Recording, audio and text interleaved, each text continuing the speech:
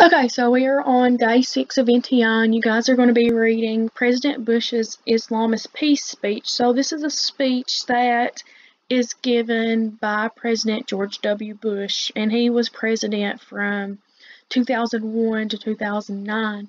So this speech was given on September 17th, and it was, I guess, less than a week after the 9/11 attack. So President Bush, he gave this speech at an Islamic center at Washington, D.C., and he addressed the treatment of Muslims in the United States. So here he kind of tells us in this speech how the people were supposed to treat Muslims. Okay, so it says right here on As You Read. So as you read, you're going to take notes on how Muslims are treated in the United States following the September 11th terrorist attack. So that's what we're going to be focusing on when we read this, okay? So we're going to start out with paragraph 1. It says, "Thank you all very much for your hospitality. We've just had a wide-ranging discussion on the matter at hand. Like the good folks standing next with me, the American people were appalled and outraged at last Tuesday's attacks, and so were Muslims all across the world. Both Americans and Muslim friends and citizens, tax-paying citizens, and Muslims and nations were just appalled and could not believe what we saw on our TV screens. These acts of violence against innocents violate the fundamental tenets of the Islamic faith, and it's important for my fellow Americans to understand that. The English translation is not as eloquent as the original Arabic, but let me quote from the Quran. So the Quran is just a sacred text, kind of like the Bible, that Muslims go by. So in the long run, evil in the extreme will be the end of those who do evil." So this is right here is from the Quran. "So for that, they rejected the signs of Allah, which is another word for God, and held them up to ridicule. The face of terror is not the true faith of Islam. That's not what Islam is all about. Islam is peace. These terrorists don't represent peace. They represent evil and war. When we think of Islam, we think of a faith that brings comfort to 1 billion people around the world. Billions of people find comfort and solace and peace. And that's made brothers and sisters out of every race. America counts millions of Muslims amongst our citizens, and Muslims make an incredibly valuable contribution to our country. Muslims are doctors, lawyers, law professors, members of the military, entrepreneurs, shopkeepers, moms and dads, and they need to be treated with respect. In our anger and emotion, our fellow Americans must treat each other with respect. Women who cover their heads in this country must feel comfortable going outside their homes." So if you don't know this, it's not talking about American women here, it's talking about Muslim women, because right here, if you click here on number 7, it'll tell you, it says, "A common practice of Muslim women in which they wear a veil that usually covers the head and chest when in the presence of adult males outside of their immediate family." So that's just something that they are accustomed to. So I'm going to go ahead and start here again.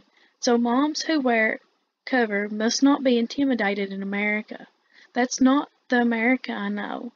That's not the America I value.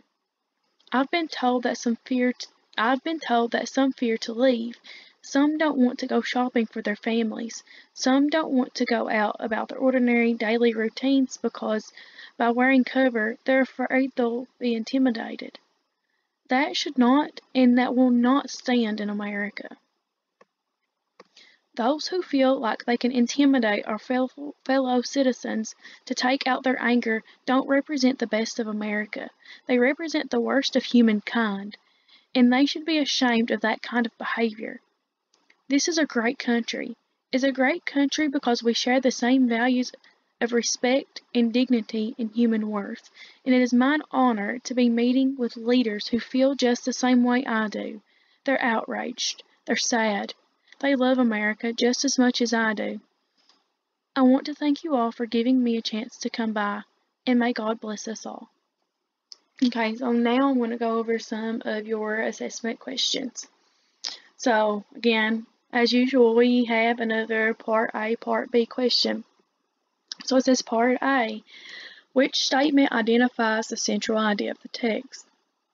Okay, so the central idea we know is basically what the passage is mainly about. So you're going to read through these and think, okay, is this what the passage is mainly about? So we have A, the terrorists responsible for 9/11 practice a different branch of Islam that condones violence. Does it say anything about that? And if it does, is it the main focus of the text? We have B, suspicious people can and should be identified by the way they dress. Is that a main thing that they talked about in this speech? Okay, if not, go to C. Before the terrorist attacks on 9/11, people who practice Islam did not feel targeted for their religion. Okay, is this what it's mainly about? Okay, then we have D. The 9/11 terrorist attacks are not a reflection of the Islamic faith or those who practice it. So you're going to look at this one and say, okay, is this what this speech is mostly about? Okay, so now we have a Part B question, which is more than likely going to ask you to find support to whatever you choose for Part A of the central idea. So, yes, it says which quote from the text best supports the answer to Part A. So what you'll do here, don't forget what you have for number 1, Part A. You have to find something here that matches it that would support your answer. Okay, number 3, Part A. So, again, it says paragraph 6, my bad. It says, how does paragraph 6 contribute to the development of ideas in the text? So, again, we have another question like this. You had one earlier during one of our NTI assignments. So, you're going to look at paragraph 6. You're going to read it. And when you read it, say, okay, what does this add to this speech? What is this saying?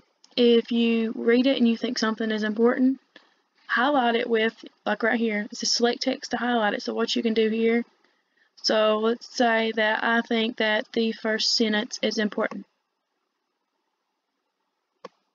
Highlight it, go back to it, because if you try to read more and you forget what you think is important, you can always go back to that and say, oh, okay, here it is. So I'll go ahead and read here.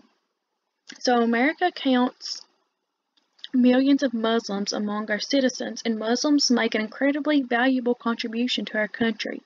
Muslims are doctors, lawyers, law professors, members of the military, entrepreneurs, shopkeepers, moms and dads, and they need to be treated with respect.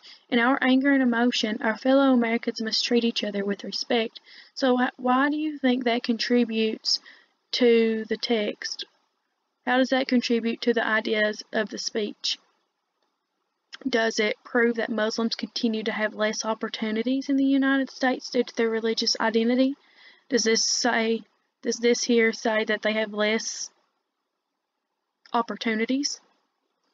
You have B, show how someone's religion shouldn't affect the